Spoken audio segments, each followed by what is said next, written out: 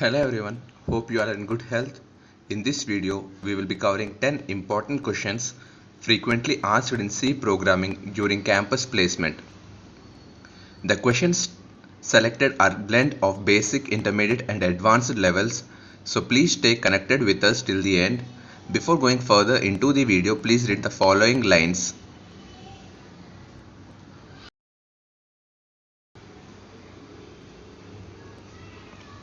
The questions in this video follow the sequence of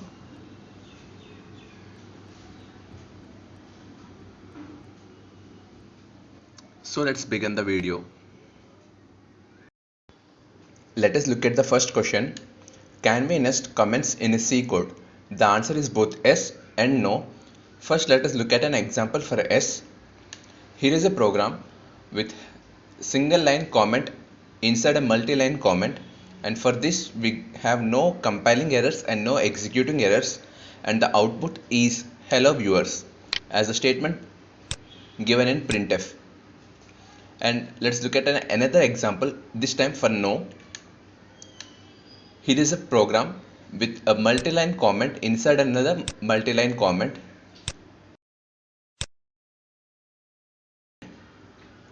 and for this we have compiling error, so there is no output. Now let's go for the second question. Can the main function left empty?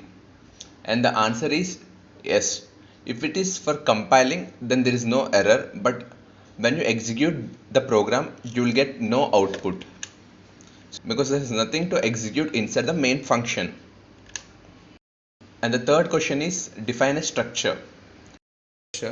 A structure is a combination or collection of heterogeneous data types denoted using the keyword struct. Here is an example for syntax of structure. Moving on to fourth question. What is the difference between including the header file within angular braces and double quotes? Now here are examples for including header file in angular braces and double quotes, and these both programs yield the same output, that is hello. Now let us do a small experiment. Here let us move the stdio.h header file from the built-in include path into the application part of the compiler, and when you run the program then you will get a warning with angular braces. But if you run the program including double quotes, then you will get the output, because if a header file is included within angular braces, then the compiler searches for the particular header file only within the built-in include path.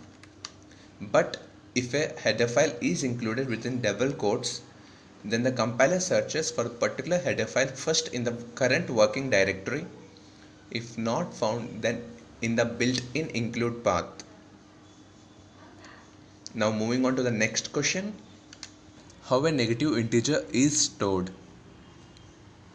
We all know that everything in the computer is stored in the format of ones and zeros, that is binary numbers. Let us consider an example.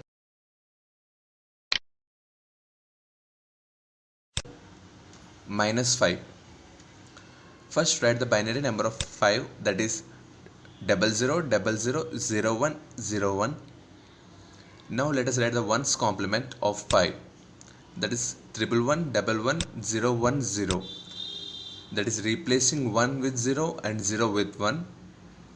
Now in the third step, now add 1 to the ones complement, we get 11111011, which is -5. Now let us look at another example for better understanding. -26. First write the binary number for 26, that is 00011010. Now write the ones complement for 26, 11100101. Adding 1 to the above number gives us 11100110, which is minus 26. Now let's move on to the next question. S plus plus or S is equal to S plus 1, which can be recommended to increment the value by 1 and why? Not only S plus plus and S equal to S plus 1, we also have plus plus S is equal to 1 plus S, and S plus is equal to 1, which are used for increment of S by 1 value. Now let us use these statements in a program. Here is a program. Now let us look at the output. We have the output for all the statements as 2, 2, 2 when we considered S equal to 1. That is, in this program I have taken S as A, B, C and D, E.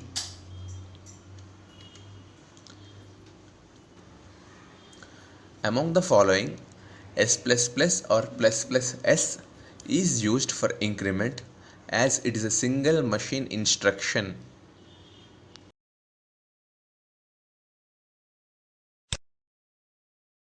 The next question is, what is token? Here we have a flowchart. A token is a keyword identifier, constant, string, special symbol and operator. On the right side we have examples for different types of tokens.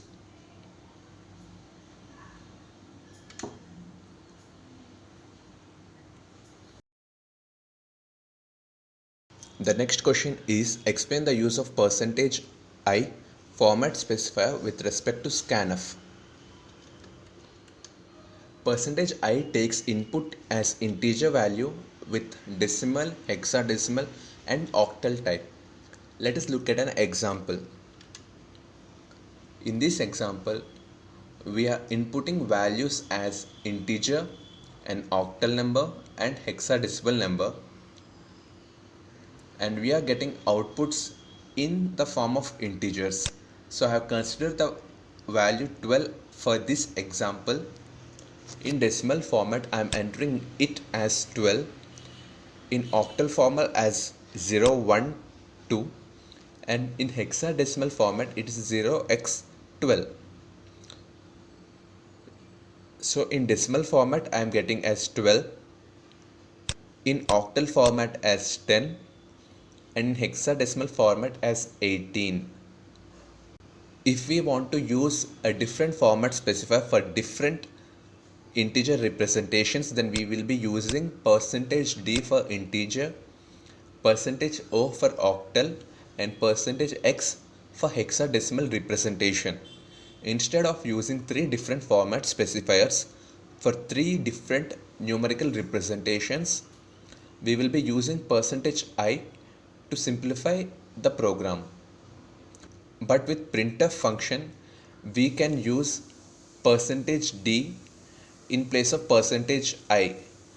But with scanf, %d and %i both are different.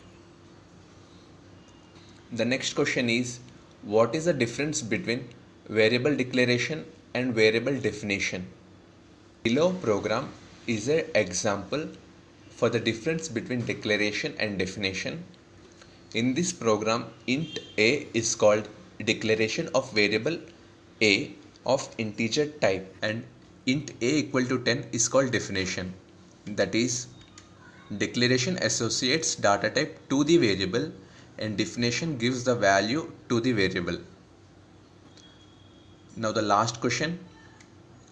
C is a successor of which programming language? And we all know that is B. If you like this video, don't forget to like, share and subscribe to our channel for more such informative videos. Thank you.